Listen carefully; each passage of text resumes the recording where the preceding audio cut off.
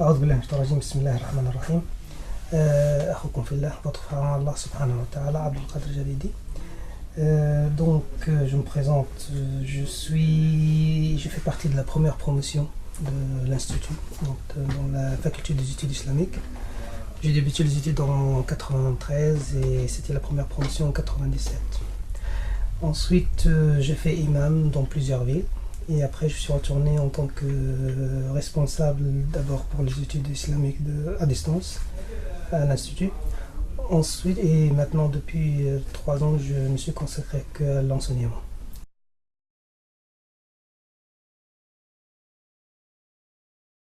Premièrement, il faut savoir qu'il y a des choses dans l'islam, nous devons les apprendre, c'est obligatoire. Il y a des choses qui sont nécessaires à chaque musulman, comme la prière, comme faire le rattrapage si on se trompe. Et à chaque fois, quand il y a une obligation, il y a ce qu'on appelle les obligations aïni, c'est-à-dire personnelles, individuelles. Donc cela, il faut que la personne l'apprend, même s'il n'est pas étudiant. Donc pour ça, il faut trouver bien sûr les étudiants, il faut se diriger vers les centres. Ensuite, pour ceux qui veulent vraiment se consacrer à les études islamiques, donc il faut avoir bien sûr l'ikhlas, la sincérité. Parce que la science, on l'apprend pour Allah subhanahu wa ta'ala, pas pour autre chose. Donc il faut une sincérité, il faut une grande volonté. Et bien sûr, on essaye bien sûr de consacrer quelques années, si on peut même plus. Parce que si on va dans l'histoire de nos savants, quand on trouve quelqu'un qui a consacré 45 ans de sa vie que pour collecter les hadiths du prophète, assembler les hadiths du prophète sallallahu alayhi wa sallam, ça nous donne une idée sur l'effort qu'ils ont fait pour que cette science elle arrive jusqu'à nous. Vous savez, quand on revient aux sources dans les textes, le prophète sallam, vous vous rappelez peut-être le hadith de Jibril, quand il est venu voir le prophète sallam pour s'enseigner, pour apprendre, il a mis les genoux contre les genoux, il a mis ses mains sur les cuisses du prophète sallam pour nous dire la science ça prend de chair. C'est-à-dire il faut venir devant chair, il faut ce contact et après apprendre et d'écouter, le respect et tout le reste des comportements qu'il doit avoir l'étudiant. Donc il faut absolument le contact avec shuyukh. Donc on ne peut pas apprendre par internet, on ne peut pas apprendre qu'avec les livres comme ils disent les shuyukh.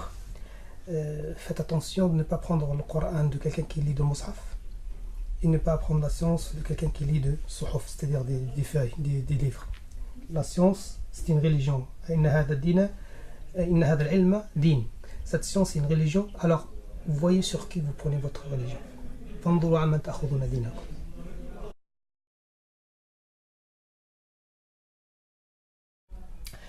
vérité, notre communauté en France a besoin de beaucoup de choses. Parce qu'il nous manque presque tout.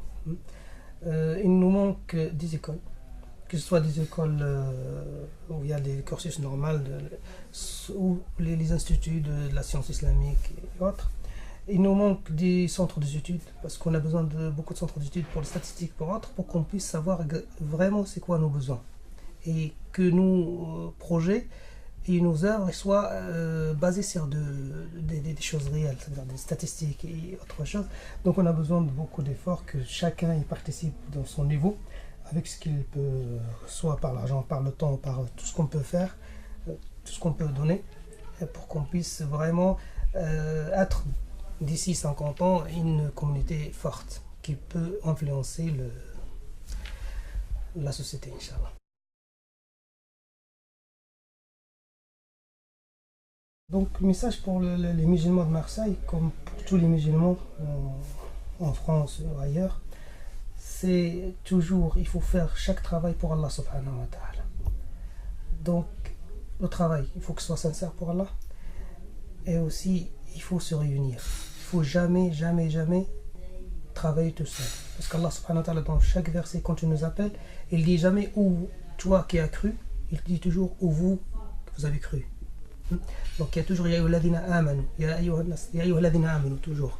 Même dans le Coran, dans Surat al-Fatiha qu'on connaît tous, il dit pas Iyaka a'budu, il dit Iyaka na'budu, c'est-à-dire nous vous adorons, c'est pas je t'adore. Donc, tout ça pour nous apprendre à rester toujours unis et travailler surtout. L'essentiel c'est de travailler pour Allah subhanahu wa ta'ala, parce que quand la part de l'âme, de nafs, il vient, c'est ça qui fait gâcher le travail. Donc quand on fait un projet, ce projet, surtout quand c'est un projet qui est c'est pour un intérêt général pour les musulmans, il faut toujours garder la sincérité et il faut toujours essayer de s'unir et de travailler pour Allah, comme je dis. Wallahu a'lam.